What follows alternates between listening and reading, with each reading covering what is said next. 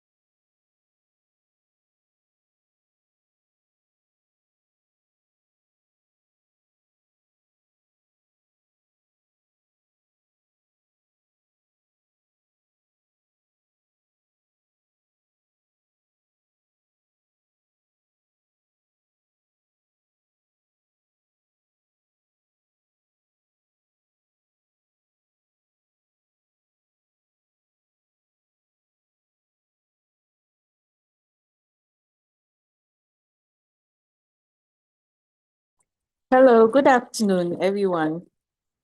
Good afternoon.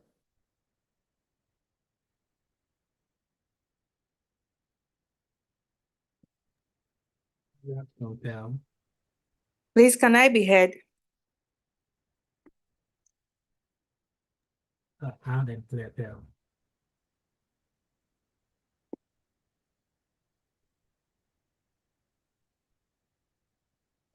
Hello?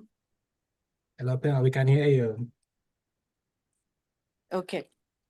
Please give me a thumbs up or a wave if you can hear us. Thank you for making time to join today's session. We are hearing that our speaker for today will join us shortly. He had a little bit of technical challenges, so let's all be patient whilst he tries to connect with us. I'll be moderating the session today with RD Eric. RD Eric, please, are you on? Yes, Pearl, I'm here.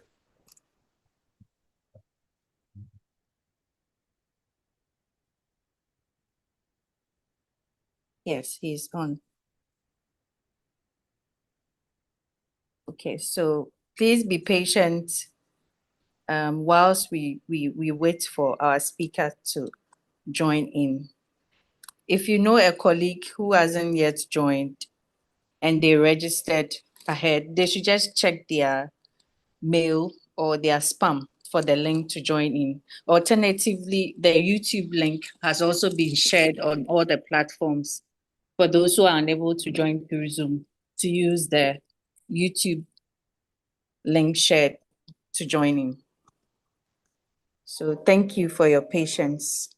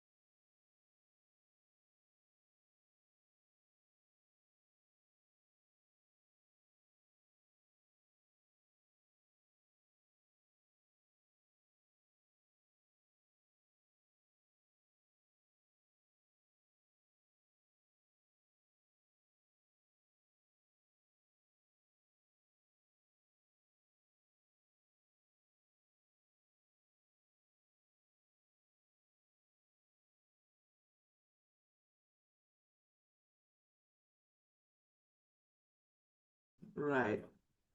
Okay, thank you. Right. Okay, so hello everyone. We sincerely apologize for this undue delays.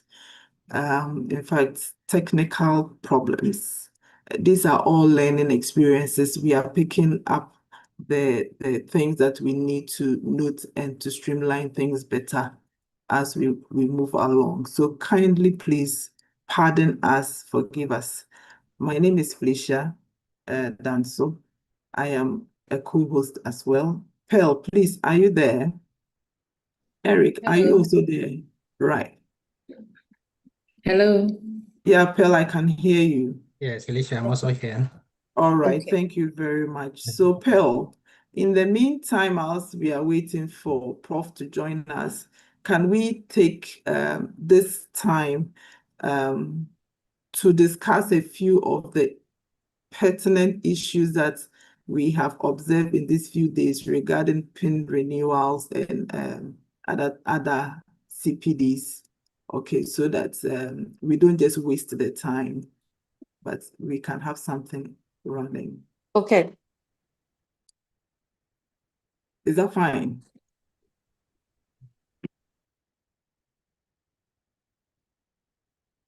Okay, so shall we begin with an opening prayer?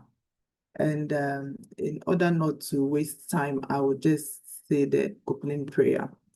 We are praying, please. Father in heaven, we thank you so very much for this afternoon. We thank you for the opportunity you have given us once again to gather as a professional body. We commit this time into your hands. We pray that your spirit will come and help us, inspire our discussion so that at the end, we would give you glory and honor. This and many others we ask through Christ our Lord. Amen. So you are welcome to this afternoon's CPD. Whilst we wait out, we just spoke with the speaker. He's just putting in a few more touches and he will shortly join us. So in the meantime, we have put out a lot of communications on CPD renewals or PIN renewals, and we have gotten a lot of concerns coming in our way. We just want to, okay, so sorry, Pearl, Dr. Collins wants you to unmute him. Right. President is equally around, so we can equally unmute them and then they can speak with us. So while they get that happening, when the other GB members join, we would officially introduce everybody. So some of the issues that we have noticed is one, that when we put notices, members are not reading it critically. I wouldn't say all members, some members are not reading it critically, and they keep coming back on the same issues. And it feels as though GAN is not responding effectively. But we would want to employ all of us to take our time and read the notices. Now, the key thing is with the mandatory CPD points. Please, we have indicated that mandatory CPD points are not instant. It takes a process, and this is the process. One, when you register with GAN on the GAN website, ganonline.org, whether you are employed or unemployed, you are expected to go to the website and register. Fill in all your details correctly, please. I'll repeat, correctly. Key amongst them is your allied health PIN. It is an 8-digit PIN. So when you input and you realize that yours is falling short of the numbers, kindly search through your documents and get it right. Other people have provided 8-digit pins, and those pins are wrong. When you input them to validate, it tells you wrong PIN or PIN does not exist. So such a member, you have registered with GANT, but GANT cannot submit your details to the council because it is inaccurate. Now, for all those who have accurate details, we send your details after validation to GANT. Right, to the validated by GANT to the council. The council also does its own internal verification of the details that GAN has submitted. And it takes a process. Okay, so once your list is submitted or your name is submitted to the council, then it means that the 4 mandatory points, GAN has satisfied that aspect. So council would go through and then upload that on your portal. Okay, Eric, you want to come in? And the Thank speaker you. has joined us, so I wanted Okay. to let you to. Right. So I would hold on. Let me just conclude on this phrase so that it's not hanging. Then I go off for the speaker to come in. So the council verifies your details, uploads the 4 mandatory points. If that is satisfied and you still see pending on your portal, it means the verification process is not complete. It's still ongoing. And when it is completed and council is satisfied with all the data you have provided, then you would see approved. If after that you see rejected, then it means that there are issues with your documentation. So council would Hi, reach out to everyone. you. Right, Robert, thank you very much. Hello. Can you hear I'll me? pause here and then hand over to the host, Eric, for you to take over. Thank you Hello. very much. Over. Hello, Prof. Prof, we can hear Welcome. you. We can hear you. Yeah, can you hear me? If you can hear me, Yes. just say yes. Let me know whether you Yes, can. Yes. yes, Loud Prof, and we clear. can hear you. I cannot hear you. Prof, Okay, can you hear we me? can hear you. Yeah, we can hear you. Oh my goodness. Prof, we can hear you.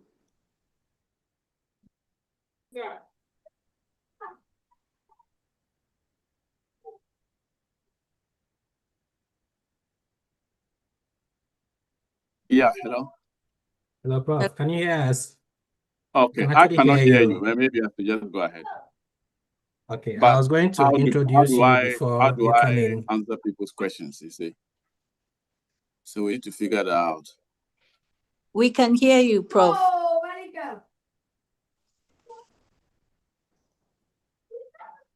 go? Okay.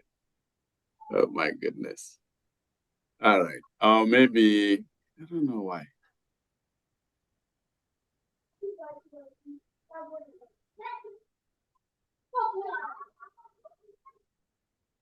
Felicia, please alert Prof that we can hear him on WhatsApp. Okay, And so when let me. the okay, I question, have done that. I've spoken with him. I've done that. yeah. His challenge is that he may not be able to hear questions, but we can still go ahead. Okay, so I may chat with him if that's the case during the meeting. Yeah. Okay, so let me just start off the meeting, and thanks everyone for your patience and for waiting on. So once again, you're welcome to our CPD webinar for today, where we are looking at routine clinical, community practice, and research data, a gold mine for conference abstracts and scientific manuscripts. So as nutrition and health professionals, we often generate valuable data every single day, whether this is in a clinical settings, in the community, or for some research-related activities. However, much of this data remains underutilized, often not translated into scientific presentations of applications. So today's session is important because it will help us to rethink how we can harness this gold mine of data to be able to contribute to evidence-based practice and scientific knowledge. So it's my honor to introduce our main speaker for today, Professor Robert Afaribo, who serves as the co-chair of this year's CONT. So the scientific committee, a little bio about our speaker today. Prof. Robert Akparibo is a professor of global health and nutrition at the University of Sheffield, UK, and a visiting professor at the University of Health and Allied Sciences here in Ghana.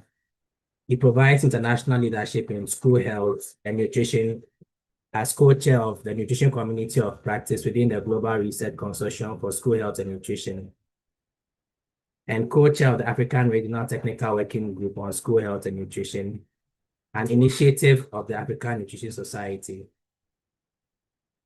He's a registered nutritionist with the Association for Nutrition, an affiliate member of GANT, Northern Zone, and co-chair of the Scientific Planning Committee for the upcoming conference. Without taking much of our time, please join me in welcoming Professor Robert Akparibo take us through today's session. With a round of applause, virtual claps, let's welcome our professor. Thank you very much, everyone. Let's listen to our professor and also ask our questions in the chat.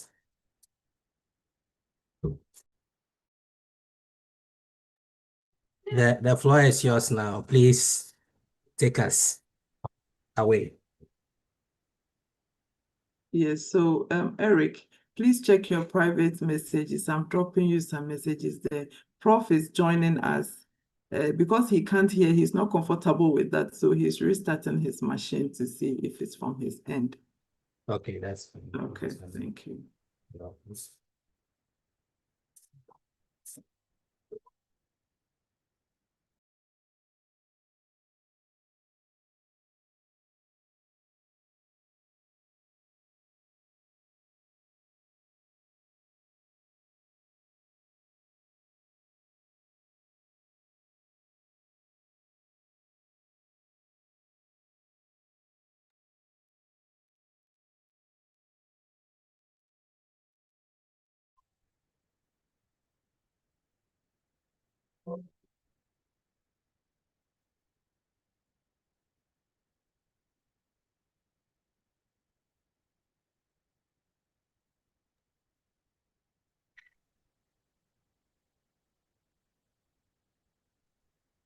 Presido, are you there?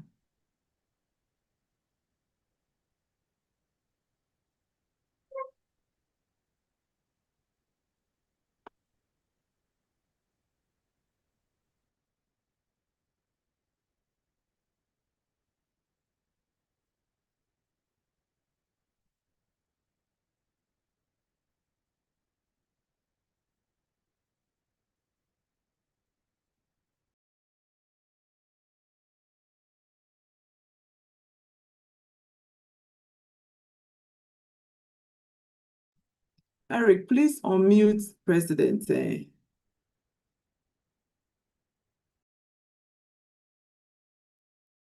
what name it is?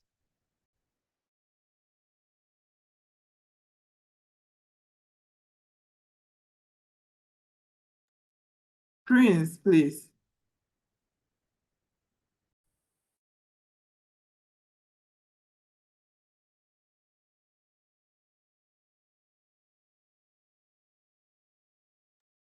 He can unmute now. Yeah, good evening, Felicia. Good evening, Presido.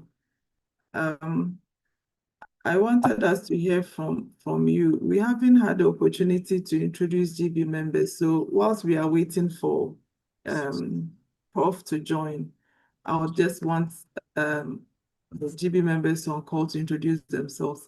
And perhaps if there is anything we need to know in this short space that we have, you can give us some information whilst we wait for Prof.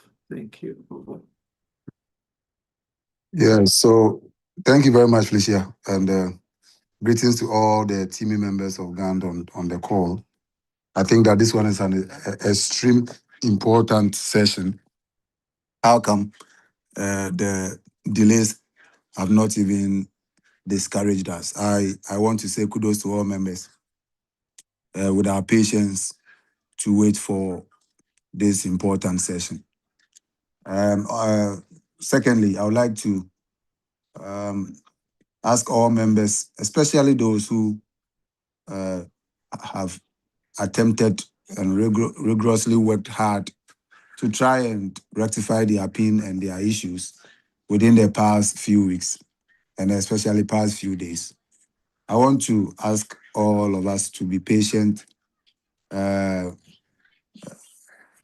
pressure that is on the academy to try and help all of us to register is even double or more on the council, because they are also trying to race against time to approve all those who have their data with them. So let's keep hope alive. Don't let us be discouraged. We are in touch with the council. They are doing their best.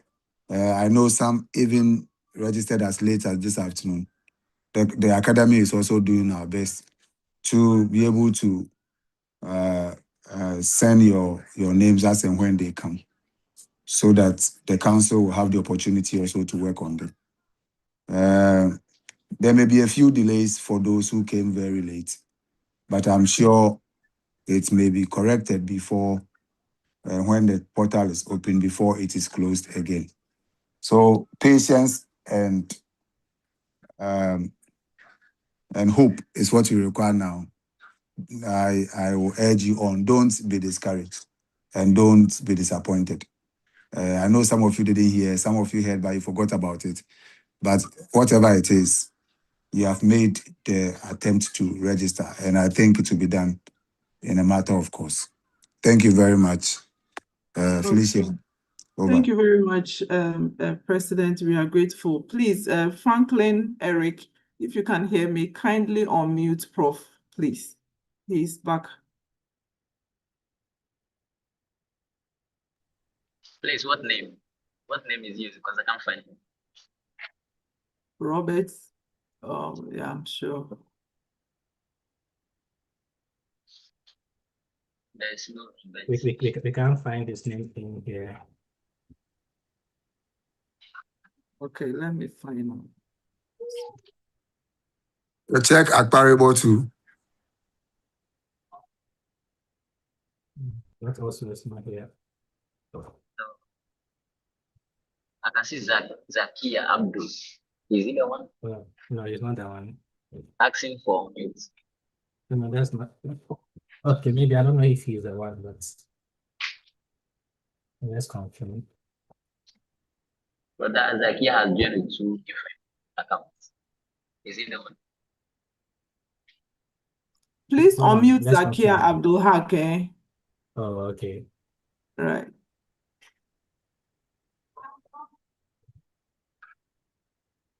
Yeah, I'm waiting. You can Hello, unmute. Prof. You can unmute now. There are two of their accounts here, so I don't know which of them. Okay, yeah, he's sharing his screen.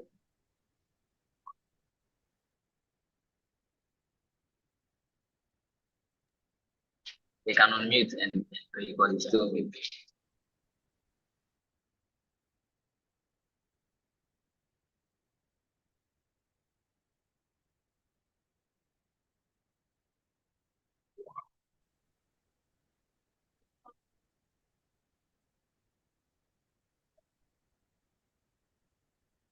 Okay.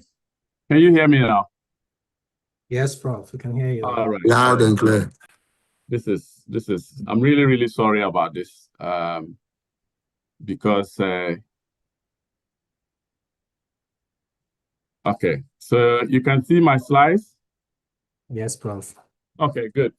Yeah, so I'm really, really sorry about this because apart from the technical challenges that I have to log into the premium Zoom account, I don't know why I can't go in straight like Zakia did, because when she shared her link with me, then I have to then go through that link. But still, I had to create a Zoom account to be able to do that. Maybe after this, we have to figure out why. But also the university that I am in, they don't use Zoom. So it blocks the sound at some point. So I have to go through a different route. So that's why. So I'm happy to be here. I'm one of you. I'm a member of GAN, the Northern Zone. I'm on that platform. I haven't paid dues, so maybe those collecting the dues, let me know how much I owe so I become a full member. But I call myself an affiliate member. So a week ago, Frank got in touch with me to ask if I could do a session on leveraging routine data for research. And initially, I said that I was busy today, but he insisted that it's important that if I can try and find some time to do that, because I had to do a Viva today at the University of Ghana. So the day has been really very packed. So I'm sorry if my voice is not as clear. So I put together some slides, and I want us to, because this is for us to get some information on how we can actually leverage on the data that we are sitting on to start our research career. I mean, those of you who are already doing research, that's fine. But those of you who probably are thinking of doing research, doing a PhD, or maybe even using that for master's dissertations. But also, I think this is also coming on because of the GAN conference that is coming on soon, and other subsequent conferences. So I'm just hoping that by the end of the 1 hour session, we would be able to start thinking about the data that we are sitting on. So please stop me and ask questions. Let's interact rather than just me talking. Okay, so let me put this somewhere. Yeah, so this is the topic they gave me, that routine clinical community practice data, is it a gold mine for conference abstracts and scientific manuscripts? Is it or not? And I thought that we are, going to be talking to ourselves, I mean, nutritionists and dietitians. And every day we do a lot of work that requires data collection. And I've put a simple core message there that you are already collecting valuable data. And I know that because some of you have reached out to me in the past during the COVID with a lot of data that you have collected, that we can do something about it. And we couldn't do it because I think maybe because of the impact of COVID and all that. Maybe after this one, we can go back and revisit that.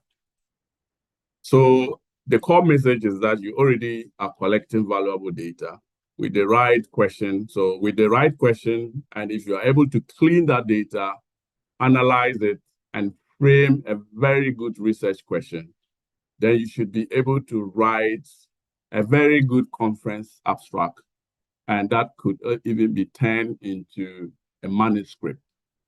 You don't need a lot of money to go out there to do a research and publish.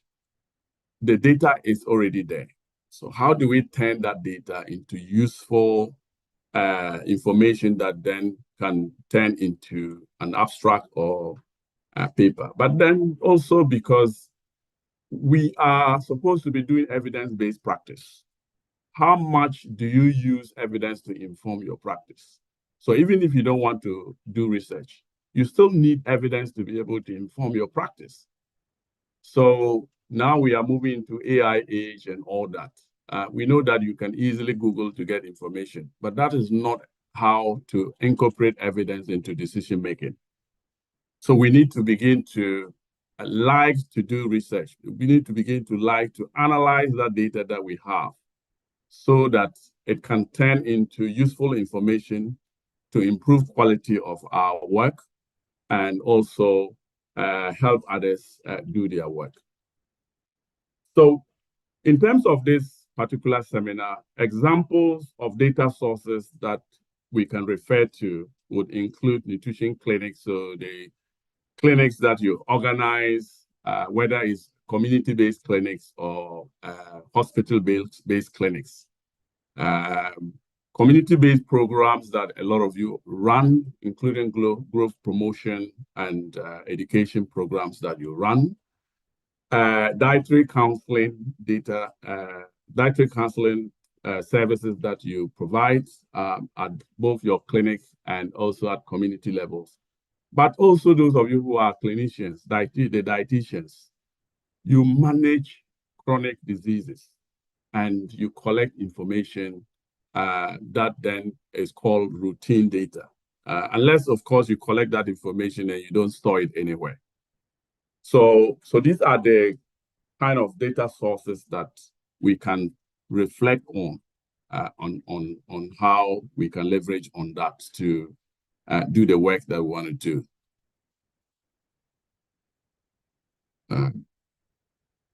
Okay, so what does this matter to us? Why? Because we sit on large volume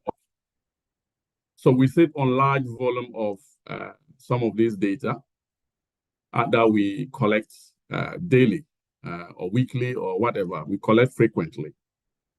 But also because if you want to, if you were a nutrition professional and you want some little money from anywhere, I mean, whether it is government or it is a private organization or an NGO or whatever, you would want to demonstrate the need for it.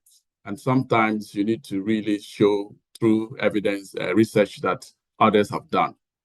So there's a demand that we need to do that. Now, the conference is coming. We also have the ANS conference, and that is also coming in November. Then they call for abstracts, and you can't just get up and write anything to submit. So you need to use real well and practice data to be able to write anything meaningful to submit. So that is why it is important that we understand some of these things and get intentional about it. Okay? But also because a lot of you who are practitioners, you are the best people to really understand or raise questions about what works in terms of what I do and whom does this service works for, and in what circumstance does it work for, and in what setting. So you can answer questions like that. Okay, what we call realist thinking. Okay, what works?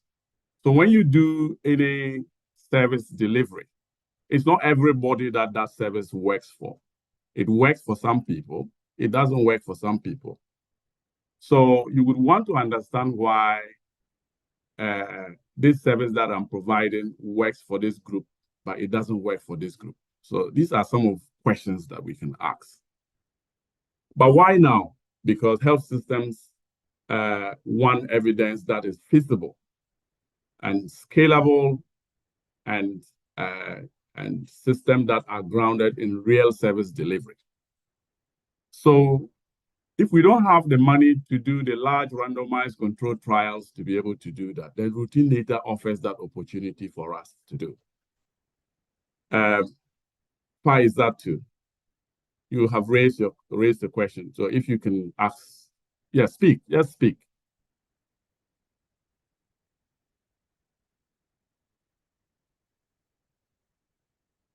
Hello, Faisal, you can speak. Unmute yourself and speak. Okay, so I'll keep on going. Yes. So what counts as routine data? Because I've been talking about routine data. So maybe I should have asked you what counts as routine data. But every day we measure children when they come to our clinics. You know, we do growth monitoring. So we collect anthropometry data. So weight, height, the age of the child, the weight of the child, and all other, biomarkers that we collect. Also, we take diet history, right? Both, whether it's community or in the clinics. We do that, but maybe not all of us do that, but we do at least collect some of this data. And we ask sometimes patients to go to the lab to go and, collect, give blood samples and all that. You can collaborate with the laboratory people to have all this data consolidated into a database, okay? Even counseling notes, this can serve as what we call qualitative data. So all these are important data that we sit on that we probably do not know. At the community level where we run some of these programs, attendance, records, coverage, adherence to whatever that we ask people to do, but also people who don't come regularly, dropouts, and then the proportion of people who are referred to us and those that come and those that do not come. All that counts as data. And then we have what we call regular monitoring in terms of people coming for us to do screening. Either it's nutritional screening or it is screening for diabetes, it's screening for hypertension. All that are important data that we collect, but we really don't know that this can be useful to us. But that is because most of the work that we do is not designed as research, so we don't really think about that. But we, as clinicians and practitioners, we have to be intentional about incorporating evidence in whatever we do. And that is why we need to talk about this. So, example for a nutrition practice could be an outpatient diabetic clinic registers that you have them, school feeding monitoring sheets that we have. In fact, I have used the CMAM, the community-based management of acute malnutrition cards that we do and fill in to do my PhD. In fact, that is what I used to do my PhD. I struggled with the data because there were a lot of missing information, but that is research. Your ability to navigate through that missing data and come out with an output is what the examiners will want to know, and it's not necessary. You have to be very open about the challenges of the data. Now, so why is routine data a gold mine? Because it's there. I mean, it's there. We don't have to buy it. It's relatively available. It's at low cost. In fact, I'm in the UK here, where I am, my PhD student wanted data to do some modeling. And do you know how? Someone can guess how much he bought that data. He bought it for £20,000. And these are companies, I don't know how they mine the data, and then they sell it out to researchers. Because you need that data to be able to do something. But we have it at an easy way because we collect it. The patients or the service users, because they say we shouldn't say patients, right? Service users don't charge us for any information we collect because we are also rendering services to them. And so that data is free. But it also reflects real life practice because that is whatever you analyze, it tells you what in real life, what it really is. So it is a gold mine because we have it. And we collect it over a longer period. I mean, if you go back now, some of you who are working in maybe hospitals, you can do a trend analysis to look at what is going on. Whether things are changing or they are not changing. You can do a 10-year, even if you go back, you can do a 10-year trend analysis. You can do a 5-year trend analysis. All you need is a good statistician, and then you'll be able to do that. You can also just simply just do an audit. I mean, there are journals that take audits. You do an audit to understand what you've been doing, you know. And of course, we are talking about service abstracts for conferences. And we can also just evaluate the services we run to see if we are making any impact. So the reason why it's a gold mine is because of that. Now, I've just added a title of the data that I have used. I went to Upper East region, Upper West region to collect all those CMAM cards and went and sat down and reviewed them to see how I can make good use of that data. And then it came out with a very good paper that really UNICEF and other organizations had approached me for that paper. I mean, it was published in 2017 and has been cited over several times. So you see that we can do this. So there's a good example that we can do this, and we have the data. And I just analyzed one portion of it. So I know that you can do so many different analysis, with different research questions from that data. Let me pause here and see if there's any question that anyone has. Any question? Should I continue then? Yes, please. Let's stand in the chat as well. Okay, good.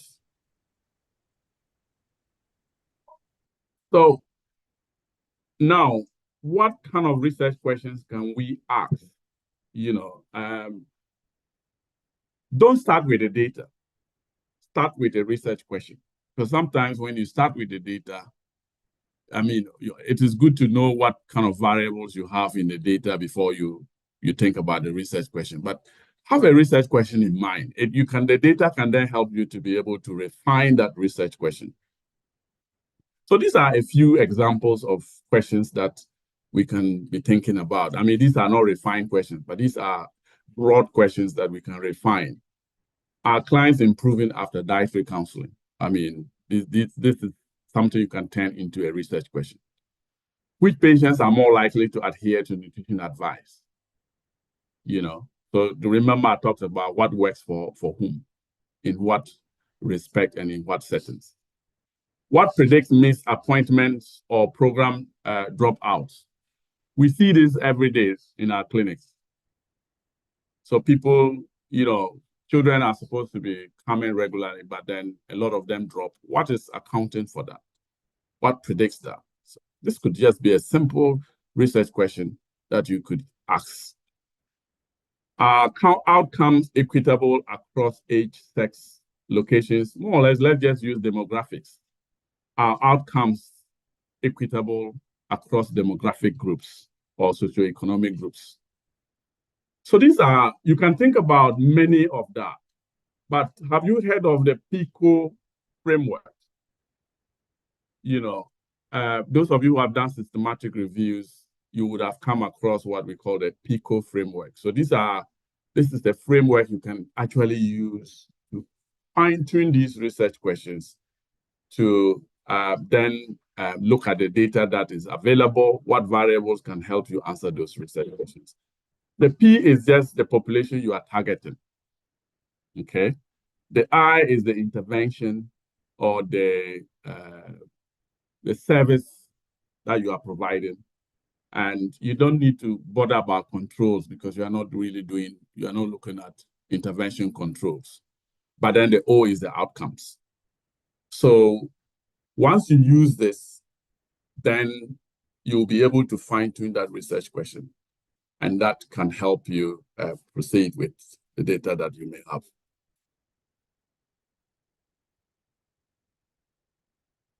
Now, useful study designs that we can use our routine data to answer. Of course, cross-sectional studies are the basic research that, I mean, if we are a starter, cross-sectional studies are the basic research designs you can use.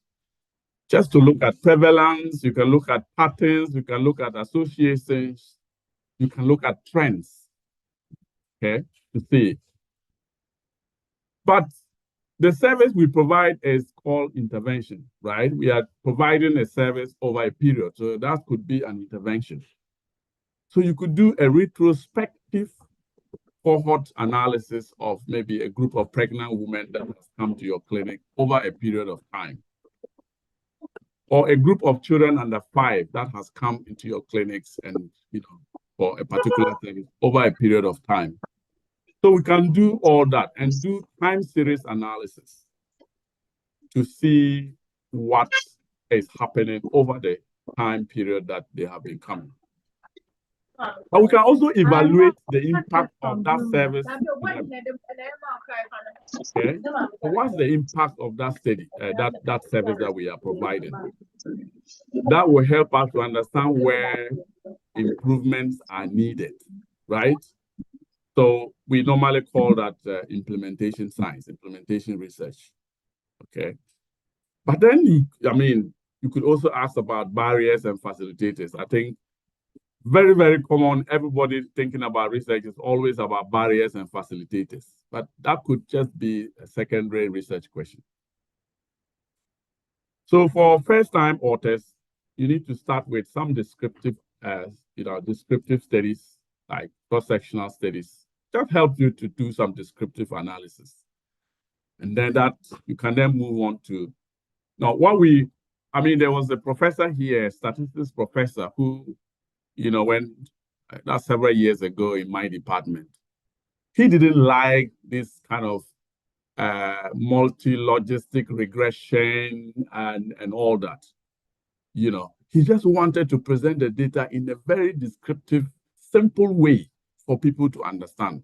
And if you want to make an impact in whatever we do, we want to engage with policymakers, we want to engage with service users. That kind of descriptive analysis is what we should be thinking about. So it should be the starting point. Of course, I'm not discouraging you from doing predictive analysis or regression analysis, but that useful descriptive research is also very important,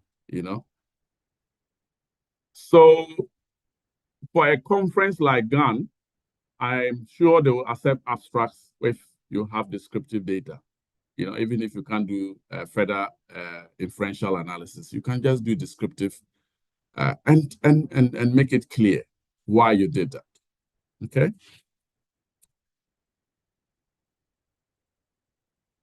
But because we collect this data several people may be collecting this data. So if today you are a dietitian in practice today, another dietitian comes tomorrow.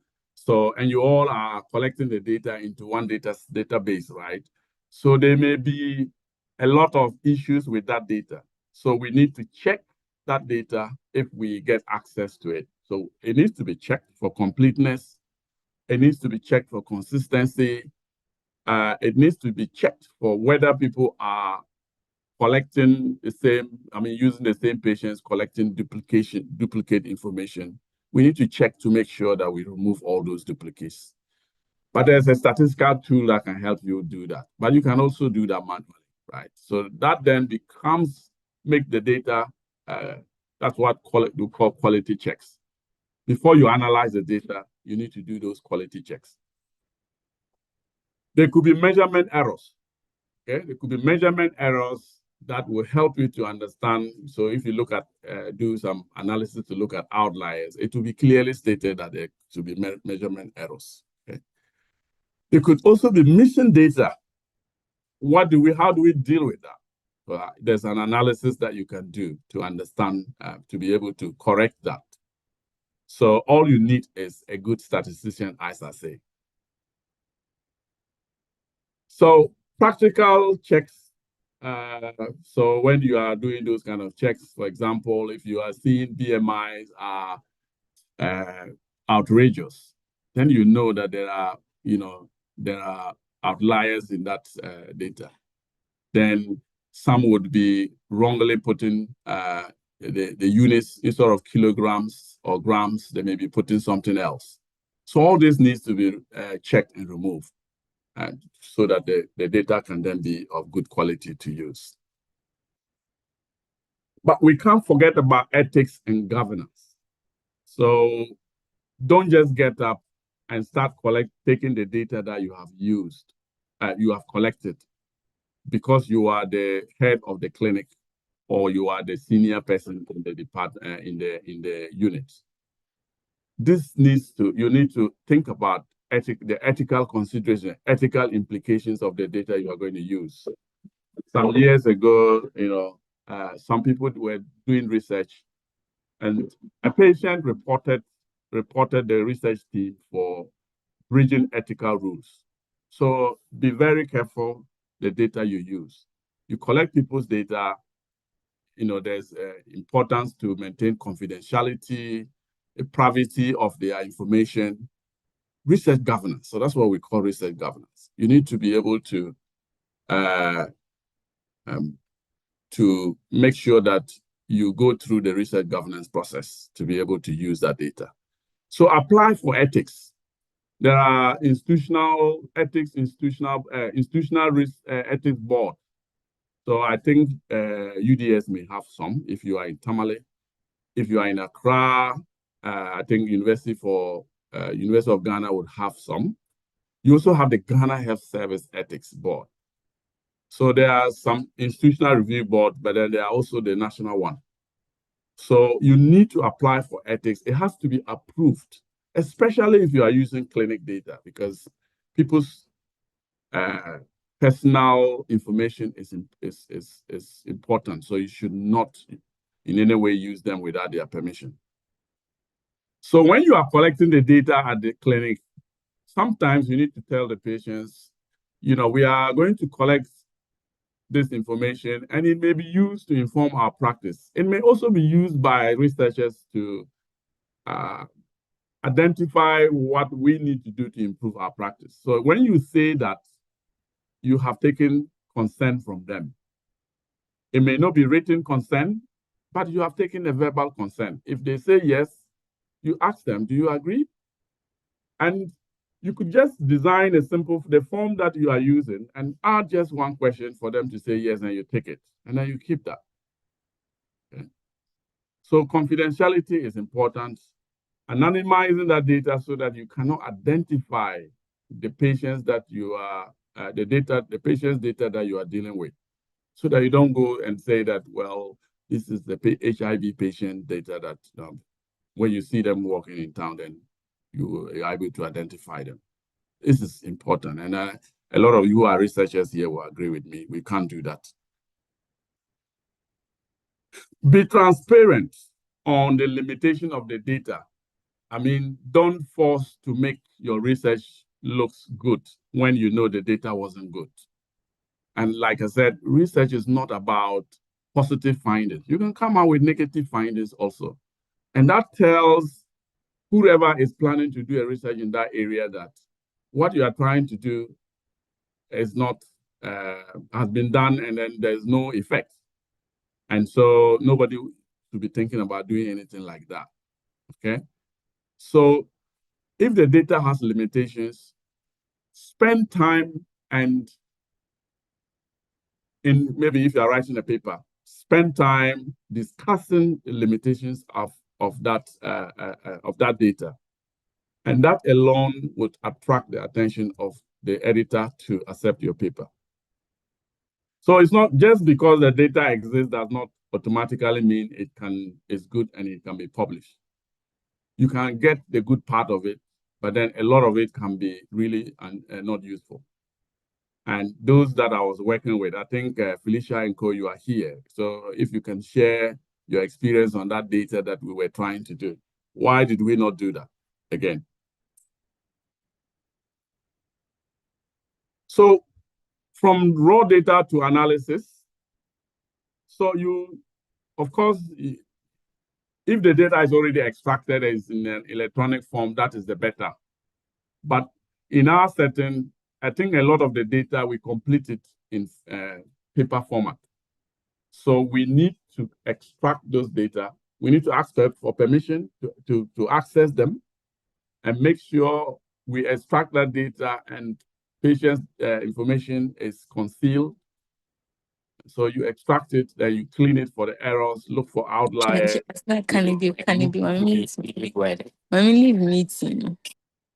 And then you can then, in your analysis, I think you should find a statistician to help you.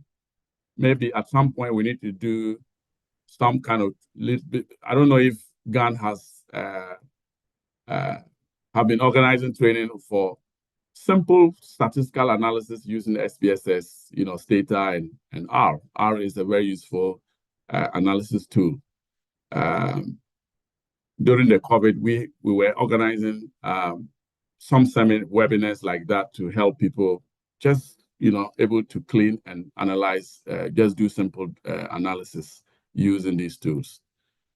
So we need that, okay? So I won't do too much about the analysis. So get it as statistician.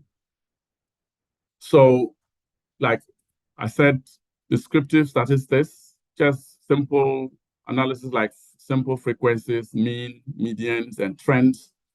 That alone could get you a paper to publish. It could also, for a conference that is coming up, things like that could help you.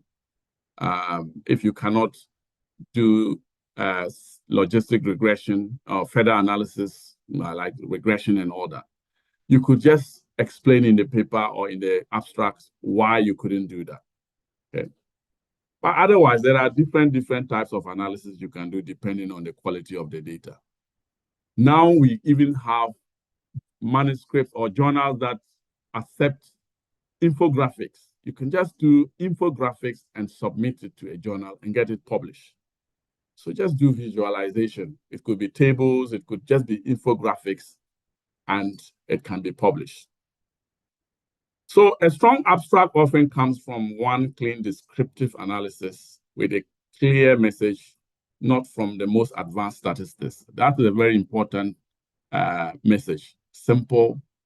And I gave you an example of one of the renowned statisticians who used to just do simple descriptive analysis and just present the data in a plain language for people to understand. So depending on your audience, you can decide to do what analysis you want to do. So how do we then turn the findings of such analysis into an abstract for a conference? So I want to just spend a few more minutes to talk about this. Some abstracts will give you a format, and I know GAN has given a format. So you need a background where you give a little bit background, just a context of the research, and then what we know about what has been done in that area and what we do not know, and that would inform the objective of the research that you are trying to do. And then what methods, what design and what methods you have you have used, what's the results, and of course conclusion. So they give you a simple structure to follow. In that abstract, you need to highlight one key finding, just one key findings, especially in the conclusion. You could use proportions or you could use real numbers. If you are doing descriptive analysis, you can use real numbers. If you think that the data you couldn't do any complex analysis with the data, you could use real numbers with just simple proportions to just send a clear key message. And the language needs to be very concise. I think there's a team that would help you strengthen your abstracts for submission. So the language needs to be very concise because you have a word limit that you have to do. So don't go around and you expect the reader to read through to get the message. Very simple, clear message, and you are good to go. Okay? And it should be look at the conference themes and see where your abstracts fit. So just don't write the abstract without looking at. And it is the same applies to when you're applying for when you are going to submit a manuscript for a journal. You have to go and look at the requirements of the journal. So there's always guidance for authors. So you need to read that, understand it before you prepare your paper or before you prepare your abstract. So that's what you need to do. So some tips here, if the audience remember only one resource, just one resource, one takeaway message, then you have a good abstract. So when you write your abstract, see whether there is that clear message, that one good message. Or you can even give it to someone to read through and you ask them, is there a message in this abstract? If they say yes, you ask them, what is the message? If they're able to tell you, then you have a good abstract. Okay, so think about all that.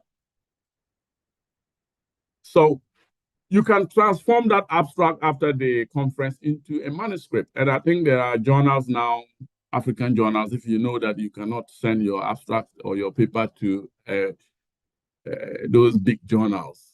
I mean, these days, what is even big journals?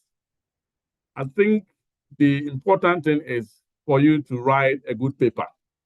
It doesn't matter where that paper goes.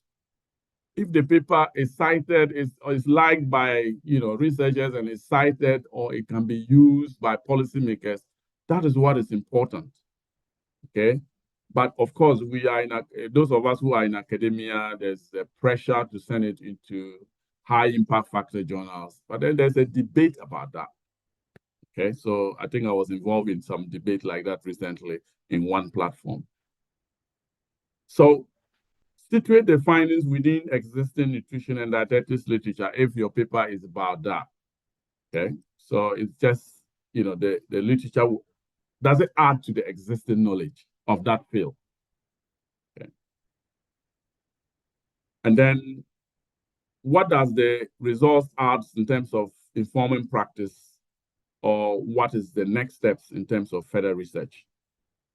And of course, we talked about the fact that there could be issues with the data. So things like acknowledging the bias in terms of, maybe measurement bias and all that.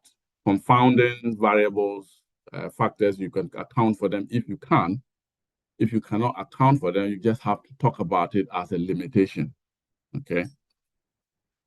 So do not only describe what happens, explain why the findings matter in your manuscript. And I think manuscript writing would be something that we can think about talking about in another lesson. So this is my second to last slide, and I have some 3 questions for us to deliberate on. So start with data, but not the question. Okay, so I said the other way around the first time. So start with the data. Understand what variables you have. In fact, all along I've not talked about the demographic and health survey data. That is collected by some group of people. And although we can't call that because it was collected as primary data, but now it is there as secondary data that you can use. Okay, so if you don't have data in your clinic, think about using that. Think about using the mixed data, the multi-indicator cluster survey data. I think this is managed by UNICEF and other colleagues. The data is there. We have used it recently to look at obesity in children. My PhD student used that basically to do a PhD. So the data is there. Don't go around manufacturing data when the data is already there. Okay. So try to answer questions. Just one specific question is enough.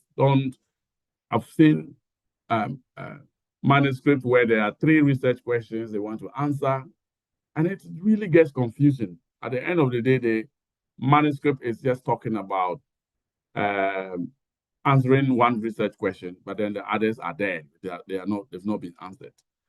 So I am editing a journal, The Frontiers of Public Health, as an editor. And and a paper was submitted to that journal. The reviewers reviewed and endorsed that the paper should be published. And as an editor, you have the duty to ensure that that paper that they said it should be published is of quality standard, because your name is not going to be in that paper. Not as an author, but as an editor. So I had to take my time to review it, and it was rubbish. The paper was rubbish, but it was accepted for publication. So I had to kind of ask them to reanalyze the data, because if I reject it, it needs to go to the chief editor and all that. So I asked them if they could reanalyze the data. So I'm yet to look at the resubmission. So this is it. Okay. So some good practice is that narrow the scope. Don't make it too wide. Just a narrow scope. Sometimes don't think too much. Something very simple to be able to ask a simple question. The questions that I outlined earlier. And these are simple questions, but very useful. So don't look at it too big, too broad. Okay. So here are examples. Again, here are examples of questions that you can think of, that I've put them here. But you have been collecting the data. You know what variables you have. You know what information you have. You should know what questions can answer them. Okay. If you are not sure, just contact an academic, somebody who is an academic, and ask them, I want to do this. I have this data. I want to do this. What do you think? And then you can sit down and have a discussion about it.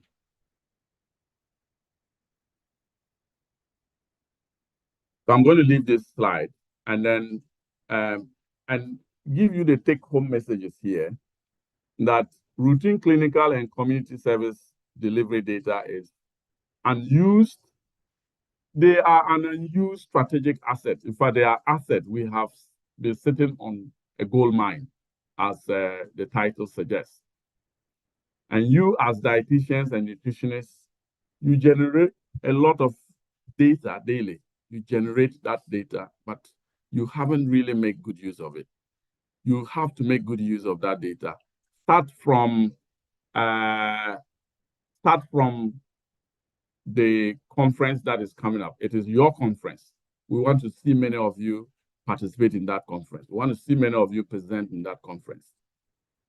Okay, so think about ethics and come out with some clear research questions that, if you need any support, I think the team is there to help you. Start small with one data set, one clear research question. You can have one good abstract and you can build on it going forward. So what routine data do you have in your clinic that you feel we can help you do? So you need to identify that data set, and I'm going to give you a homework. Identify that routine data set and formulate one clear research question. Even if it's not clear, please formulate a research question, and if you want help, the academics are there to help you. Then you can then go back and clean that data and then do some simple analysis of that data and then do a draft abstract, and we can help you improve it. After the presentation, if you want to turn that into a manuscript, again, we can help you to do that. You don't know how your career is going to end. It might end in academia, and even if it is not academia, publication is very important. You feel good when you publish. But also you are leaving a legacy. You are creating knowledge for people to learn from. So don't think it is only academics that should publish. Okay? So get some protected time, please. I mean, a lot of you would say, but there's no time. Try and protect your time. Create time. Collaborate. Get some mentors. reach out to people. Start your career with some good, in fact, presenting in a conference is a publication because your abstract is going to be put in an abstract book, and sometimes they publish them. Okay. And aim to expand on that to get a manuscript and get a paper. I know some of you have already published. You can guide the rest who are yet to do so, and we can all move ourselves together. So routine data is not just for reporting. It's not just to help you create your reports and go and present at annual review meetings, but it can help you develop your own career. So which routine data sources in your service is most promising? So that's the first question. What is one researchable questions you can answer with this data that you have? And what support do you need to be able to do that? I leave it here for us to discuss this. If you think you have some promising data and you want us to, you have been pondering about it, this is the time for you to raise it. So thank you very much for listening. And I hope that I've managed to convince you that you are sitting on a gold mine. You have to extract that gold, but don't do like Galamsey. Get ethical approval so that you'll be doing legal mining and not illegal mining. Thank you very much. Thank you very much, Prof. That's a good takeaway. Get licensed to mine your gold correctly.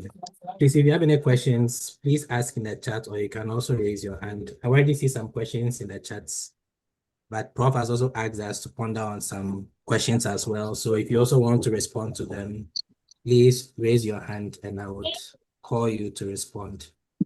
And then afterwards, I'll read the messages we have in the chats.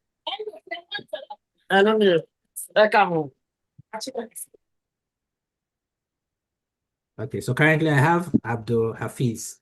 Please go ahead and unmute and ask your question. Okay, thank you very much, Prof. I hope I can be heard. Yes, you can be heard. Go ahead.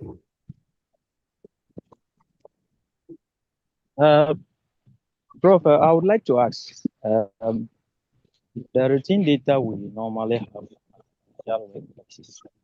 there are issues of data integrity, then errors, even among our policymakers, sometimes they doubt our data. So I don't know, based on your experience as practitioners, how do we navigate through this so that at least we'll be able to defend this in the face of reviewers? That's a very useful question. Data integrity is very important. Sometimes, like I said, the data that we are collecting, the intention is not to use it for research, but there is no data that is useless, regardless of no matter how issues that data may have, you can still find something to do with that data. Even in the most advanced countries, the data is not as perfect as we think, and they use it. So as long as you have ethical approval to use that data, then you can use it. And you can always get ethical approval. I don't think that if you apply to collect data, access data that is available, the ethics committee will tell you that you can't use it.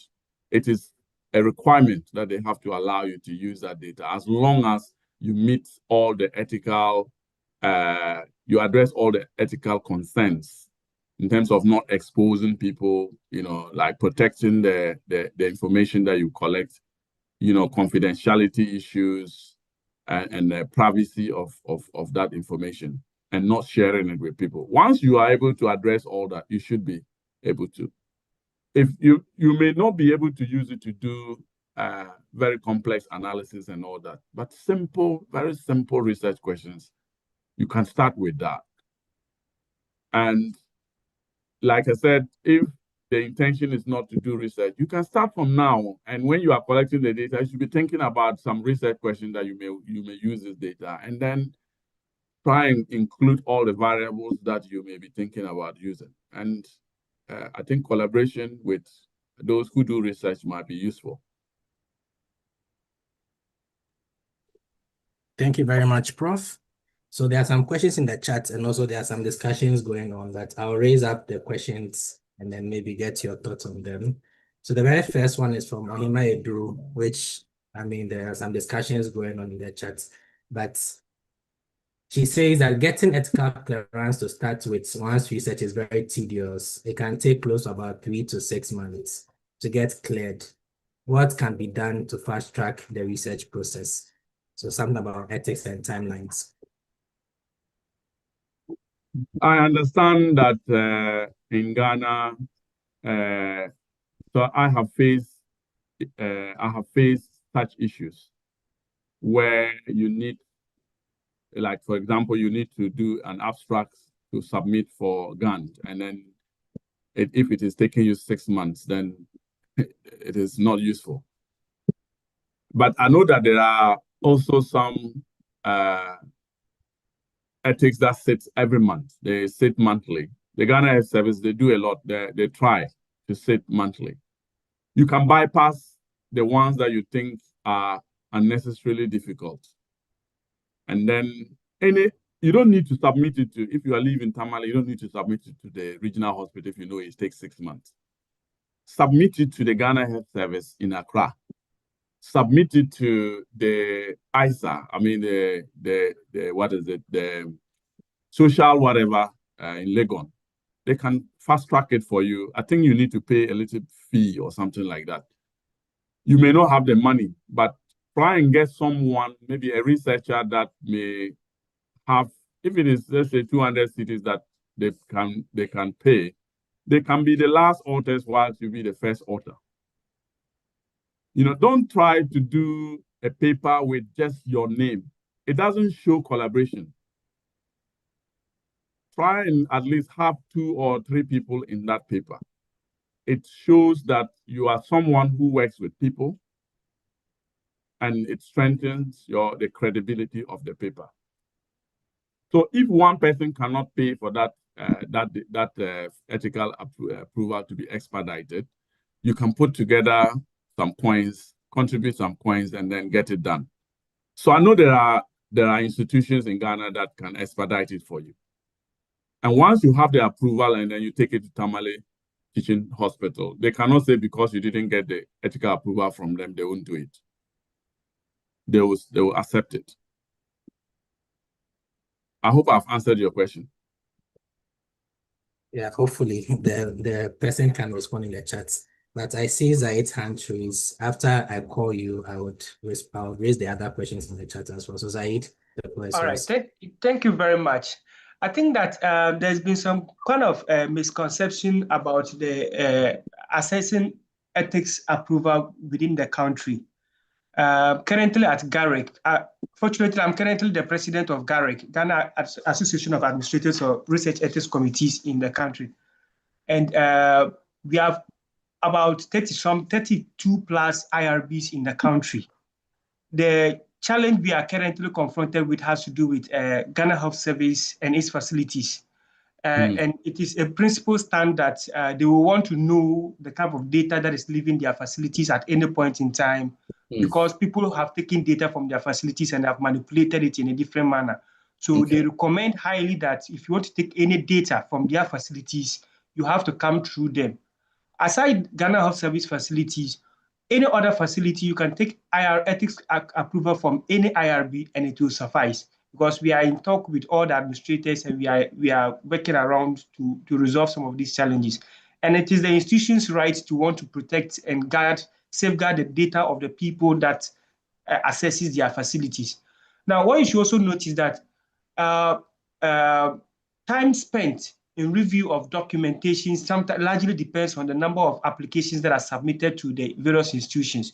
So I can speak of where I am currently. I'm with CSIR IRB, and then the longest time we take a review a protocol, that is a normal application, is two months. So every 2 months we sit. There are some threshold that even when we get it and it's not up to the 2 months, we have to sit. We also equally have an expedited review system which takes maximum 2 weeks. And that 2 week surface, even relative, is dependent on the researcher. Within 1 week, the board will be compelled to sit and then they'll give you feedback. If you are fast within that same 1 week, you should be able to get to approval. So sometimes we need to read more about these ethics boards that you want to submit to, their timing, because every year all the ethics boards publishes their annual sitting timetable. And when you know the timetable, you can gauge when and how to submit your application so that you can meet the timeline.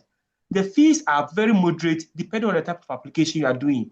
For example, at CSIR, if you're a master's student or a degree student and you're applying for a study ethical approval that you are sponsoring yourself, it's just 100 Ghana cedis and you are good to go.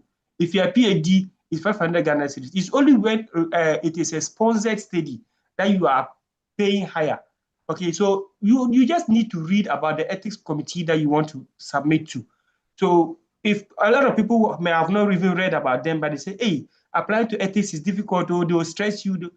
Please, when you want to do your study, read about the ethics committee that is around your area, and then you see how you can apply for it. As of yesterday, I was in talk with most of the administrators, and then we are finding ways to resolve so many of these challenges. Don't be scared when it comes to applying for ethics. It's becoming one of the easiest service you can get within the country. We are finding ways and means to see how best we can roll everybody's onto an online platform, because currently UDS, UCC, and then CSIR, we are using an online platform. And you can sit at the comfort of your house anywhere, and then you submit your application, and then you to be attended to. So please, just try our best and read about the IRBs and know the timing before you submit. It will not delay you. But if you delay, you will end up delaying yourself. Thank you. Zaid, I couldn't have explained this better. I mean, thank you very much. If you have insiders and have experts like this in forums like this, is really always very useful. And I couldn't agree with you more. Even in the UK here, if you are going to do anything that involves clinical data, you can't go to any of the universities to get it. You have to get it through the National Health Service.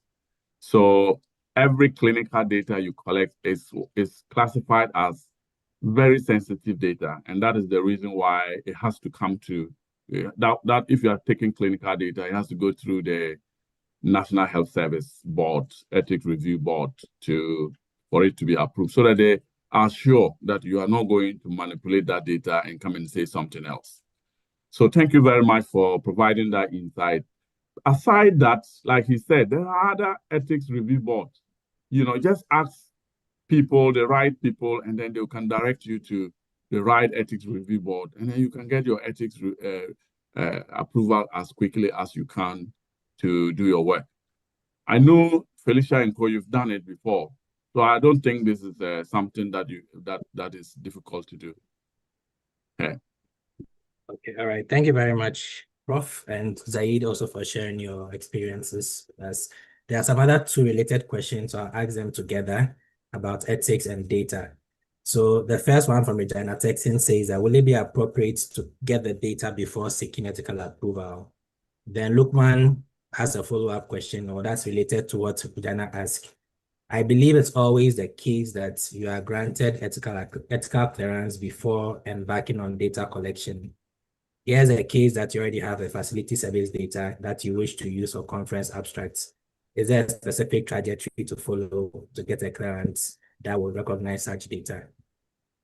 Yes, I think Zaid would be the best person to answer it. But yes, I mean, you can't access that data, even though you are the one who is overseeing the collection of that data at the clinic level. So the data doesn't belong to you. It belongs to the facility. And you have to, even if you are a staff there, you have to ask for permission first. And if you know they will give you the permission, then you go ahead and get the ethical approval before you before you are able to access that data.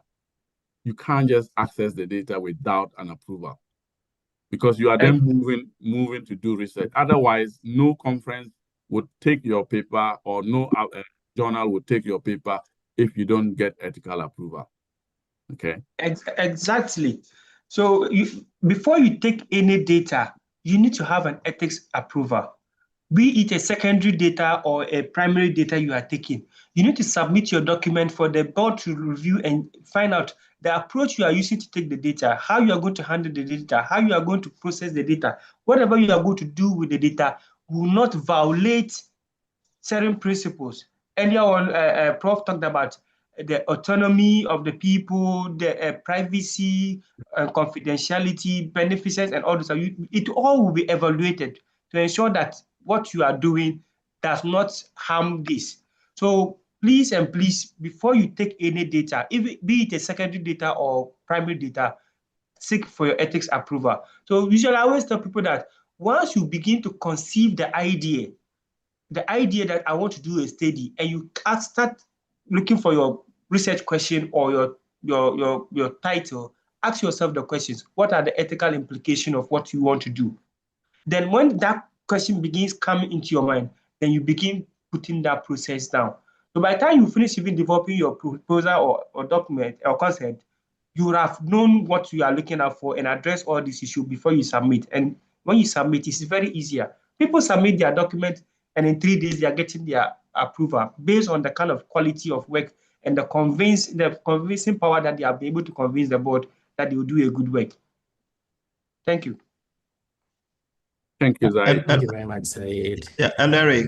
So, Dr. Apia, yes, I was going to call you. Yeah. But Thank you very after much. your message, I'll read that of Magdalene Apia as well. Yes, So sorry, I need to jump in now. Prof, thank you very much for the very insightful presentation.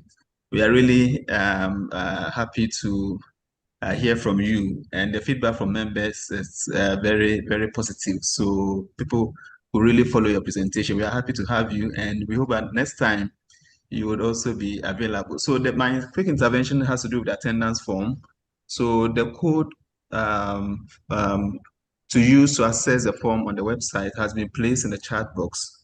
So I just want to draw members' attention to check the chat box, pick the code, and then fill the attendance form. Over to you, Eric. Thank you.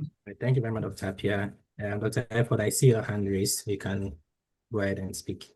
Yes, so thank you very much. And I would also, good evening to everyone. And I would also want to just quickly add my voice to say, Prof, thank you very much. And I think you have stimulated a discussion, between collaboration. I mean, collaborations between people who are into the community of practice, people who are into who are in clinical setting, to start, discussing some of these things, with people who would have or who have experience in research, to be able to collaborate. We sit on gold mine.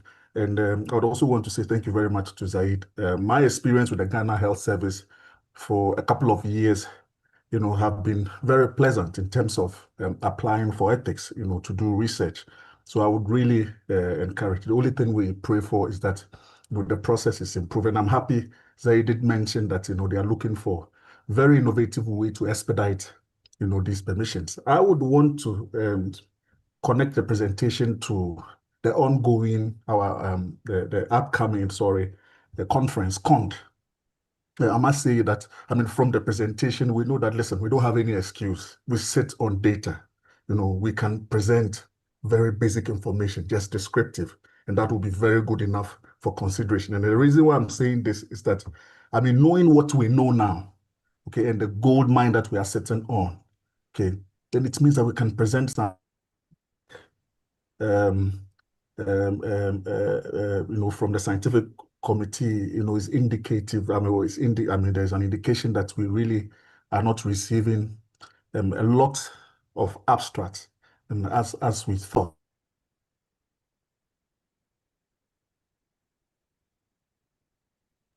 Time, the deadline for the closure of abstract is not up yet. So I would encourage that whatever information we are sitting on, we can even start with our own project work. I'm very sure, and I can confidently say more than 50% of us on here, listening now, whether BScs, whether MSc or MPhil or PhD, we did some research. We can start with that. Okay, we can start with that, and then try and submit something, from that. So hopefully after this presentation, within the next week, we should be receiving more abstracts from you, okay, to make this conference a success. So thank you very much, Prof. Once again. Yeah. Yeah, and Frank, I think you probably need to add that you don't need to have the results to submit an abstract. So you can submit an abstract, and in the results section, you say what the indicative findings would be. So what are the expected results? And then if you know that by the time you will be doing the presentation, you would have had the results, then you can submit it. All you need to do is to indicate. You don't need to have data to submit the abstract. Start, the process, and let us know that your results will be ready at the time of the presentation. That's what is important. All right. Thank you very much, Prof. Dr. Apia, is your hand raised again? Yes, please. Yes. So again, on the upcoming COND, so I want to also use this platform to bring to my members' attention that for our CPD, the category A is actually will actually come from the COND. So all the category CPD for this year is assigned to COND. And we all, what do you call it? We will have every opportunity to participate in the upcoming COND. So members, let's be aware that for this year, in order for us to be able to renew our license at the end of the year, 50% of our CPD points, which is category A, the 10 points, has been assigned to COND. So please, let's have that in mind, and let's start putting our data together, in order to generate the abstract that we can submit for the COND. So I just wanted to bring this to the attention of members that COND is for us, and we want everybody to participate. Thank you very much. Over to you, Eric. Thank you very much, Dr. Apia. Yeah, so I'm mindful of the time, but there are some questions from Magdalene. Some of them have already been answered in the course of the discussion. So I'll just raise up what I think is still pending, and then Prof can respond to that as well. So she gave a preamble before the questions. She asks that, or she says that sometimes, though ethical approval is still needed, consent may be waived if strict conditions are met, right? So when can an ethics committee waive informed consent for retrospective studies using clinical data? So that's the first question. Second one she asks is, what level of anonymization is required before patient data can be used without consent? And then the third one is that, do patients need to be informed generally by hospital policy if individual consent isn't obtained? I think around the same ethics issue, but a 3-in-1 question from her. And the others, I think, were answered during the conversation. So, Prof, over to you.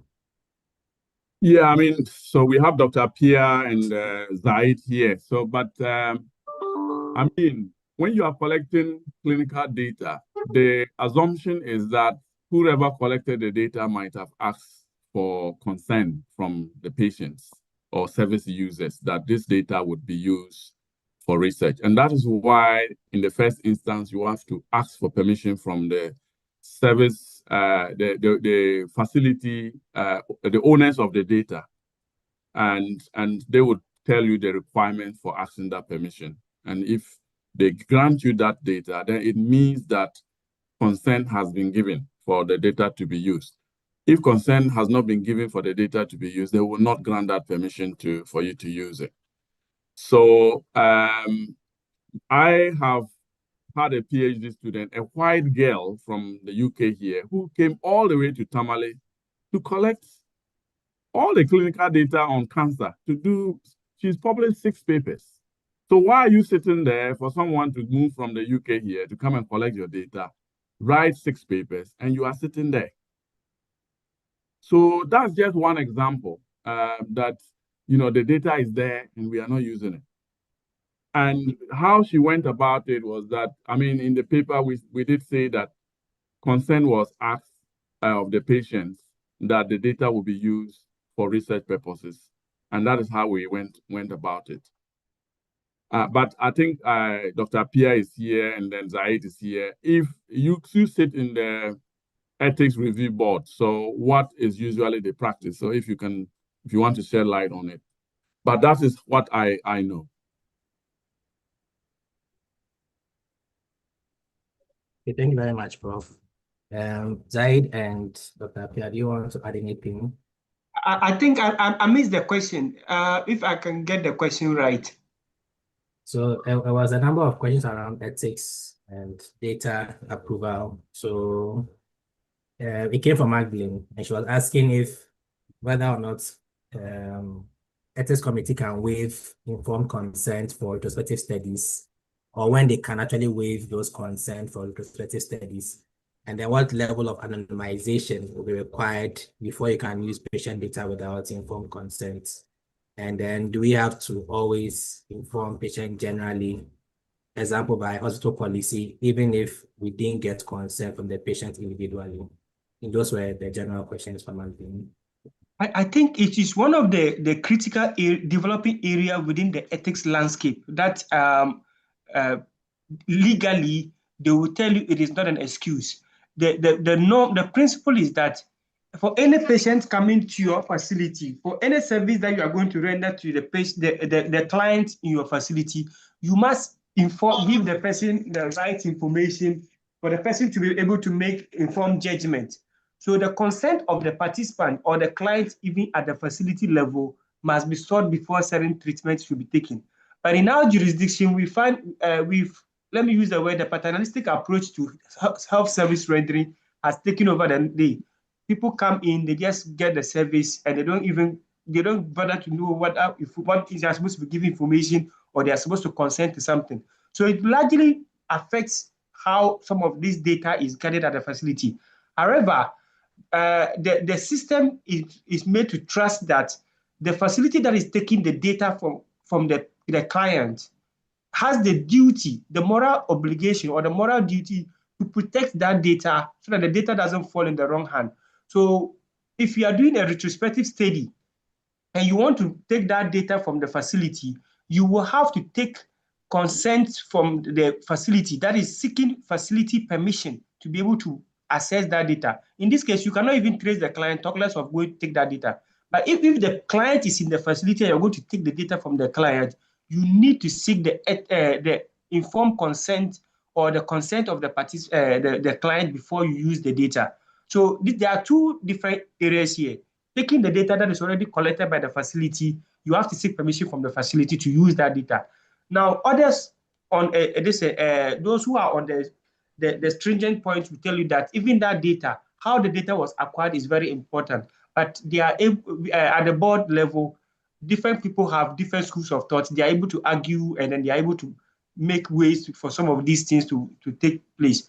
But what we should note is that if you are taking the data from the client, you must seek the person's consent. You must give the person the information to willingly give you permission to do that services. If you are taking the data from a facility that already has the data, you have to seek the permission of the facility before you can use that data. Okay, all right. Thank you very much, Zaid. Lydia, I see your hand raised. You can ask your question. So mine is a contribution to the discussion. Yes, so the please, question that someone is asking about a secondary data, that a hospital has a data and they want to use it. The point when it comes to ethics is that once the hospital collects data of patients, they owe the patients an allegiance. And when you read the patient's charter, the hospital then owes they owe the patients allegiance of confidentiality. And so the hospital cannot, or under no circumstance, should the hospital release the patient's information to anyone.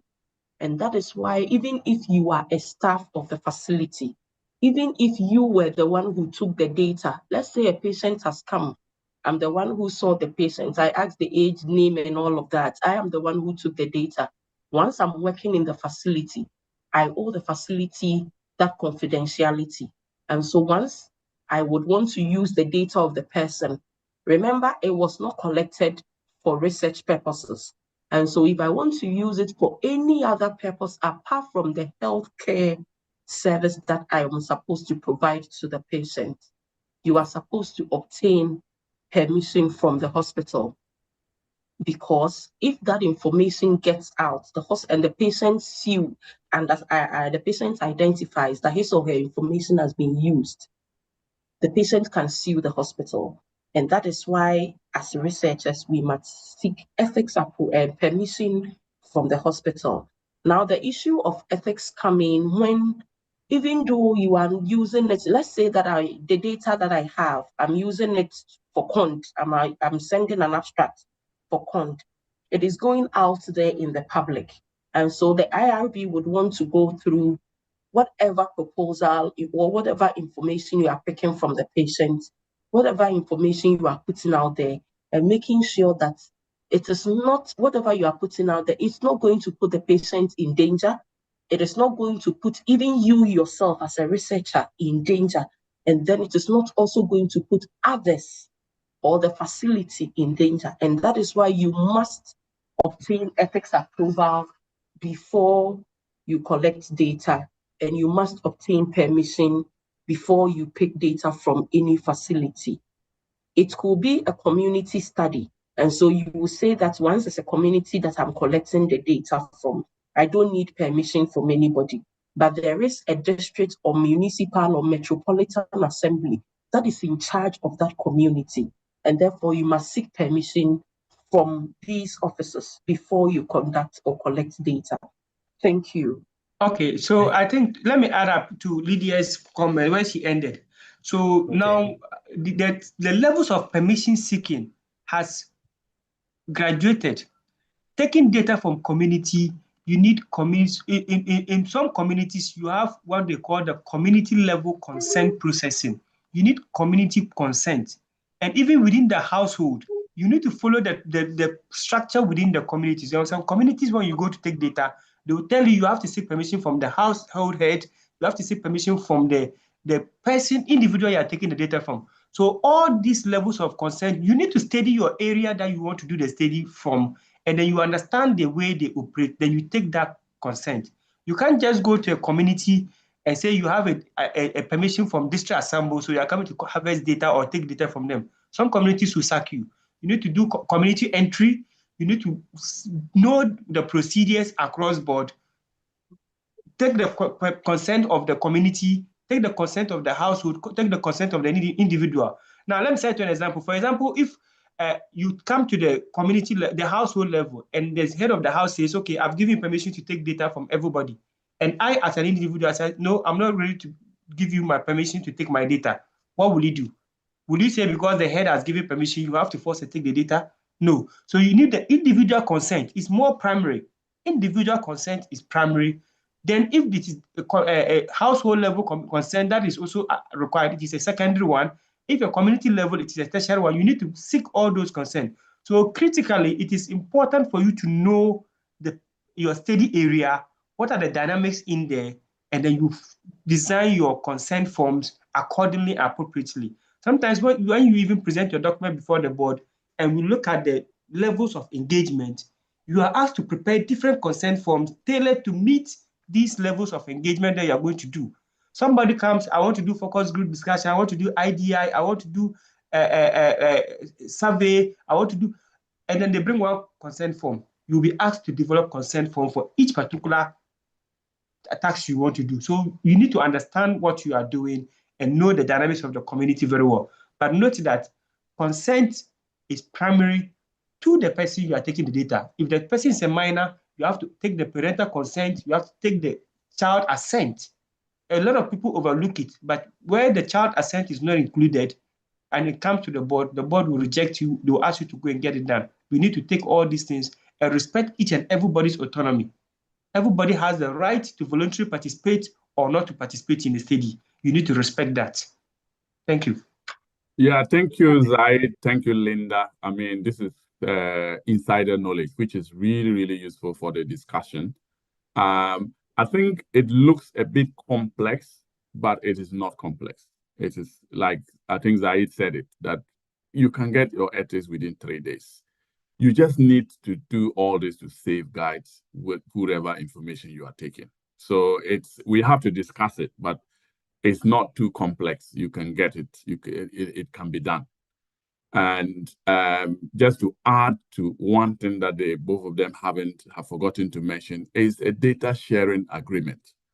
So when you ask for the permission to access the data, in addition to the permission, or as part of the permission and granting you the data, there is a data sharing agreement that you need to complete. And it will have all this thing that Zaid is talking about and what Linda has said. Once you complete that data sharing agreement, the data sharing agreement usually would say that the data is anonymized and the patient information cannot be identified. So all those issues are going to be addressed in the data sharing agreement. Then you sign, and before you are granted the data. And so that is it. I mean, if you are not sure, reach out to the right people, and then they will be able to guide you through to get it. Don't be afraid with all this discussion we are having. We have done it, and we can do it.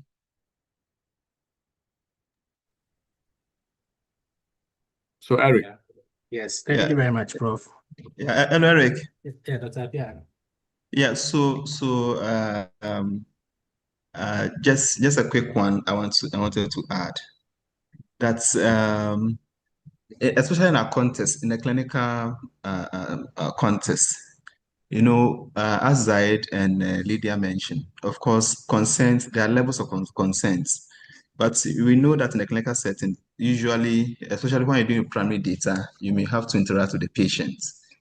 And if it's a minor, then you may need surrogate consent, where the legal representative of the child would stand in to consent, in addition to the child's assent. So what I want to bring in from experience is that in our context, family members, especially patients who are unable to consent for themselves, and those who may be unconscious and not mentally, sound to give informed consent, where you have to rely on family members or a legal representative, for instance. So we need to be very careful there. In our setting, sometimes friends and relatives and neighbors will come around and claim to be, they will say it's my brother, it's my son, it's my mother, but may actually be may not even be related to the person. So what I'm trying to point out here is that let's probe further and be sure that the right person is standing in, for the individual when you need to take surrogates informed consent. All right, thank you very much. Over to you. And if you go behind all this, I mean, there are people who would try to dodge all these things. Your paper will never be published by a journal if you don't go through the process. So don't waste your time doing something that cannot be published. I mean, if you are doing a dissertation that you don't intend to publish, you can do these things without, for example, you can go to the community and just ask verbal consents and do your data, but don't think about publishing that data. But once it's going to be published, it has to go through the rigorous ethics process. So let's do the right thing. And I mean, we are learning to become, researchers, and we are learning to be able to incorporate evidence into our practice. So let's do the right thing so that, we can use the right evidence to do the work. Right. Thank you very much, Prof, and everyone for sharing your insights. I think Zaida has made a comment that that we may have to do a training in ethics. So to the GAND CPD team, maybe we should consider that as well. But I don't see any other related question in the chat. The rest are contributions. So Prof, if you want to make any final remarks or closing statements, we'll be glad to hear from you. Yeah, no, first of all, I would like to thank Frank and Dr. Collins Apia for inviting me to share some of these things with you. I mean, we are all learning. I mean, I think I've picked a lot from Lydia and Zaid, and so we are researchers. We are not perfect, and we want to bring everybody along. If you are ready to learn and you are ready to come along, we are happy to guide you to do what you want to do. And look, the world is evolving, and we cannot be left behind. So everybody is, today when I was doing a viva for a PhD student at University of Ghana, and I was asking them. I mean, the PhD students. Yesterday I did one for Leeds University and I did one for University of Ghana, and comparatively, the University of Ghana PhD candidate was far better. So we are doing wonderful things, but we don't know. So I think we should applaud ourselves. We should dig the gold that we have and use it appropriately to, I mean, just don't be there because you are a dietitian, because you are a nutritionist. You want to develop your career to another level, and this is the starting point. So we are here if you want us to support you. I mean, I think there's a lot of expertise. Frank, Dr. Pia, I mean, I know a lot of all those people who are ready to help. And if you come around, we'll help. So thank you once again.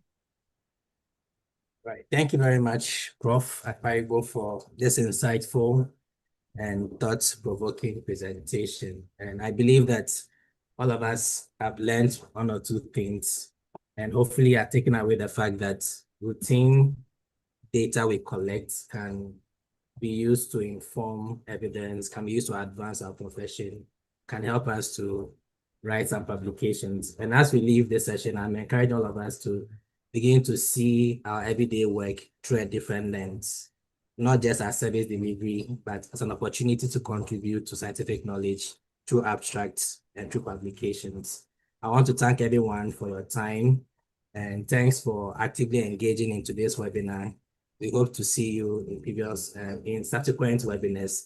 I don't know if the GAN team has announcements to make, but on behalf of GAN as well, I want to say thank you to all of us, and we pray you all have a productive rest of the day. But if there's any announcements, the GAN team can come in. Thank you very much once again, Prof. All right, thank you, Eric, and a very big thank you to Prof. Before I hand over to Pearl to give us the vote of thanks, I just want to also make a quick announcement that we're going to have a recording available for us to, listen again. So please check the GAN platforms for the recording, and so that we can be able to, really go over it and then meditate on it so that we can really pick the point to practice. All right, so thank you very much. And then again, we have mentioned that our category A CPD for this year is COND. So ladies and gentlemen, let's get involved. Let's put our abstract together and submit before the deadline. And let's also mark it on our calendar. That's come August, we are all in Tamale. We'll be meeting virtually, and it provides opportunity for us to really interact, to meet face to face and interact. So please don't be left out. Mark it on your calendar so that come August, first week in August, we are all in Tamale, and looking forward to see every one of us. So keep checking the GAN platforms for updates on the next CPD. Thank you very much. So over to you, Pearl, for the vote of thanks before we leave. Right, thank you very much. So Prof, on behalf of GAN, I would like to express our very heartfelt appreciation to you for making time for us. We know you are super busy, but when you were called upon, you made time for us, and your presentation has really opened our eyes to really use our work to transform a lot of things around here. We are very, very grateful for your time, for your expertise, and the practical knowledge that you have shared with us this evening. God bless you for your time. And we know very well that we'll learn from you. We'll have the opportunity to engage more with you and learn many more things from you and collaborate. So thank you very much. To our participants, we thank you for staying on the call, even though at the beginning we had a bit of challenges here and there. We are grateful to you for staying on the call and your commitment to professional growth. This is really inspiring, and we know that together as an academy, we have a very bright future, and we can really make a lot of transformation and impact for Ghana and the world. So thank you. The other announcement I would want to make apart from this is that some members are reaching out about being asked to pay some 300 cedis for CPDs. We want to emphasize again to members that CPDs for this year is completely free for all GAN members. So at no point should you pay any amount to anybody in the name of GAN for CPDs. Please don't be scammed. Whatever payment you want to do to Gand, use the Gand approved official platforms for payments. You can make your payments for membership registration through the website.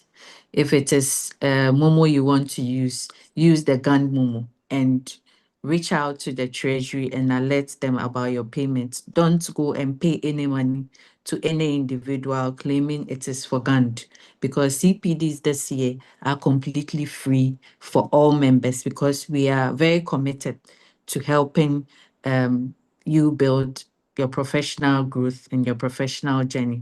So that's one announcement we want to share Hello, Pearl. Please, before you move to to the next one. members. Yeah. Hello. Yeah, Pearl, before you move to the next one, just on that one, I think where members may face that challenge is where the individual has not registered to be in good standing.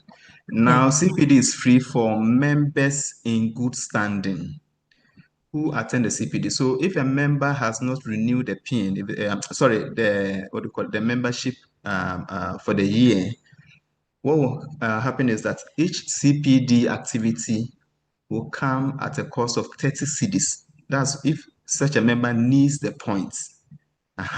So perhaps that's where the system was generating the information. So if members if anyone has had that information or that feedback, please check if you have registered to be in good standing. And if you are, please, you are not paying any fee for CPD for this year. All right. So, and again, in addition to what Pearl said, please, no payment to anyone. All payments should be through the GAND official channels. Thank you very much. Over to you, Pearl. Yeah. Thank you. I would also like to add to that the unemployed who paid 150 cedis, I learned your dashboard is still showing like you are not in good standing. So you'll be seeing the 300 cedis on your dashboard. You can still attend and submit abstract forms. And whilst your dashboard still shows that, so when we finally update it, you'll be able to register for free. So in essence, they can still join the sessions for free without having to pay anything once they are registered members. Yes.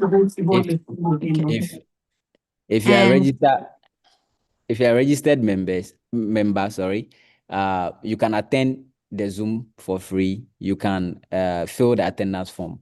But if you are not in good standing, GAN will not be submitting your list to Allied Health. That's what it means. But for those who are unemployed, they will sort out their names. Yes, excellently. So it's free for everyone, but for us to benefit from the points, i.e., for us to send your name to AHPC at the end of the CPD calendar, then we'll ask you to pay. So we are not paying now. you attend for free. But when it's time for us to send the list to AHPC, if you have not registered to be in good standing, we'll ask to pay. But ladies and gentlemen, if you look at the economics of it, registering or renew membership for existing members is 240, and for new members 250. So why not register to be in good standing and pay 300 for the CPD? So I think it's economical and for us to really renew our membership rather than not to do so and have to pay for CPD. All right. Thank you. Pearl. All right, please, the other note we want members, especially new members who just joined us, to note is that when it comes to the mandatory points that AHPC is given, it is not GAND that is crediting you with those points. The mandatory point is coming from AHPC, and they credit it to professionals who are in good standing with their professional bodies. And this is not only exclusive to GAND. All other professions, the optometrist, the biomedical scientists, and all other, about 20 or more other professions that are under allied health. And so please, when you register, don't expect that when you register today, your mandatory points have to reflect in your AHPC portal immediately. Please, we are pleading with you. It's a process. And like the communications we shared indicated, it takes about 2 to 3 weeks, but we are working actively with AHPC to speed this up, because we understand that, especially for our members who are unemployed, and with the recruitment that MOH is going to undertake, you need the pins to go into that process. So please, let's have some patience and let us work together with AHPC to do this for you. The the agitation and the calls, the texts, please be calm. When there is any change in whatever it is, we'll communicate with you. We are just pleading with you to be patient as we go through the process. And hopefully we know that a lot of our members will go through successfully for their employment. Thank you very much. Over. RD Eric, thank you very much as well. I don't know if Yes. GB. Yes, so again on that, Pearl, so members, we would just also want to plead, especially for our new members who are just joining and registering. I know many of you have concerns regarding your mandatory points and CPD points, as PRO just mentioned. So we just want to plead that, in fact, we are not sleeping, as executives. Those of members who are close to us know we are not sleeping. We are combining this. We are with our work. We are responding to messages at work. We are not sleeping at night. We are doing our very best, to be able to do this. So we need all of us, to come together, put our efforts together. And for some of us, the effort we need on your part is your understanding and support and cooperation, so that we can be able to push this association to where we all want it to be. So hopefully, maybe in the near future, when some of us have become, the executives and GB members, maybe GAN will have grown and be strong to such extent that leaders can take secondment from their workplaces and then really do full-time leadership work for GAN, as we see for other professional associations within the country. So we are not there yet. So for me, I am in academia. We are having exams, and I have to be, replying messages. Somebody was in a DEBA and all that. So we are hoping that we all cooperate at this stage, so that we can get there. So when we get there, we can have full-time executives, and then all these teething issues, by then we'll be able to really overcome them. So we plead your indulgence that when you send messages through the WhatsApp, be patient a little. We will just respond. We'll respond to the message when they come through. And on that score, I advise that you send WhatsApp message. If you call the secretary of the PR and she misses it, other calls may, crowd it up. But if you send a message and she hasn't read it, it will still be green. So when she's available, she quickly replies. So we just want to plead with us on that score. Prezo is here. I don't know whether he has something for us, maybe some final words before we hand it to our moderator, Eric, to close us. Prezo, please, do you have any final words for us? Hello, Collins. This is a great one you've put off. Kudos to you and your team. And Prof, I don't know whether he's left, but that was awesome. So I would want to say a big thank you to Prof. I met him with at I think a forum with a Impuntu initiative or something. And Prof is a deep person. Thank you for sharing your thoughts with us. And then for all members who contributed as well. Please, I'll plead again, like I said earlier, let all of us be patient as we fight on your behalf, work hard on your behalf, and liaise between you and Allied Health Council to get all the things you need to get. And I believe that those of us who would have to be employed, you will not lose your employment. Take heart. We are working very, very, very hard for you. Thank you very much. Over. Thank you very much, President. And thank you very much, everyone, for participating in today's webinar, for engaging, for sharing your insights. So I wish you all the very best of the evening. Thank you, stay well, and see you at the next event. Bye-bye.